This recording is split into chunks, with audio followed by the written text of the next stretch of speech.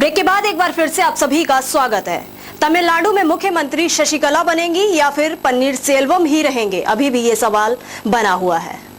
राज्यपाल ने दोनों नेताओं से मुलाकात की है और रिपोर्ट केंद्र सरकार और राष्ट्रपति को भेज दी है। मतलब तमिलनाडु का फैसला अब दिल्ली में होगा। तमिलनाडु में बड़े राजनीतिक संकट के बीच आज ये सवाल गूंज रहे हैं। लड़ाई जयललिता की विरासत को लेकर है और इसमें शशिकला और पन्नीरसेल्वम आमने सामने हैं। गुरुवार को राज्यपाल विद्यासागर राव जब चेन्नई पहुंचे तो एक बार फिर हलचल तेज हो गई।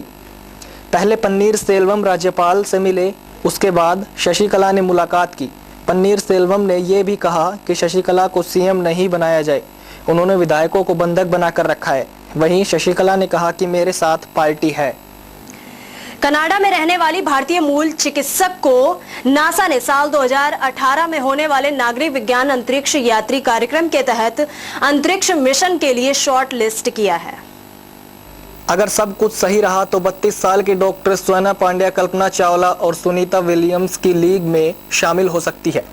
कनाडा में जन्मी डॉक्टर पांड्या अल्बर्टा विश्वविद्यालय अस्पताल के साथ एक सामान्य चिकित्सक है।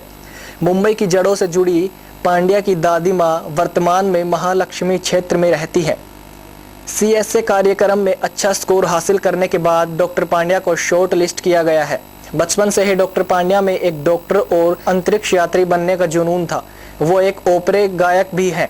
ताइक्वांडो में वो अंतर्राष्ट्रीय चैंपियन रह चुकी हैं। साथ ही उन्होंने नौसेना सील के साथ मय थाई का प्रशिक्षण भी किया है।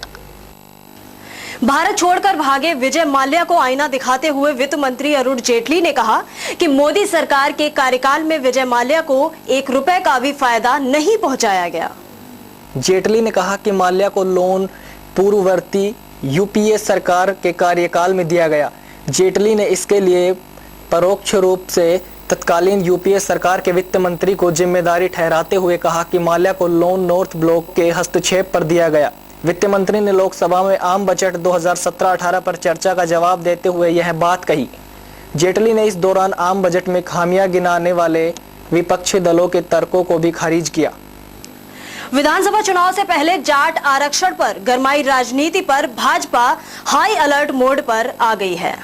गुरुवार को केंद्रीय राज्य मंत्री संजीव बालियान और हरियाणा के वित्त मंत्री कैप्टन अभिमन्यु ने मेरठ में जाट समाज के कद्दावर नेताओं एवं पद अधिकारियों के साथ बैठक कर आरक्षण पर मोदी सरकार का रुख साफ किया। भरोसा दिया कि जाट आरक्षण पूरी प्रक्रिया के तहत लागू करने का प्रयास किया जाएगा, जिससे वह कोर्ट में खारिज न हो सके। केंद्रीय जल संसाधन राज्य मंत्री बालियान ने गुरुवार को प्रेस वार्ता में कहा कि पिछली बार कांग्रेस सरकार ने आचार संहिता से एक दिन पहले आनन फानन में जाट आरक्षण को हरी झंडी दे दी, जबकि इसके लिए केंद्रीय पिछड़ा वर्ग आयोग द्वारा सर्वे रिपोर्ट नहीं बनाई गई थी। उत्तर प्रदेश के चुनाव में 13 फरवरी से प्रियंका गांधी रायबरेली और अमेठी में चुनाव प्रचार करेंगी। सोनिया गांधी सिर्फ रायबरेली में ही 20 फरवरी को एक रैली को संबोधित करेंगी।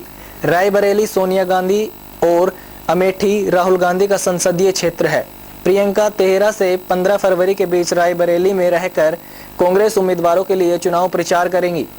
वह 16 फरवरी को अमेठी भी जाएंगी और 3 दिन तक राहुल गांधी के संसदीय क्षेत्र में प्रचार करेंगी। रायबरेली में विधानसभा चुनाव के चौथे चरण में 24 फरवरी को वोट डाले जाएंगे, जबकि अमेठी में 27 फरवरी को 5वें चरण में मतदान होना है। तो फिलहाल के लिए खास खबर में बस इतना ही और तमाम बाकी खबरों के लिए देखते रहिए समाचार टाइम।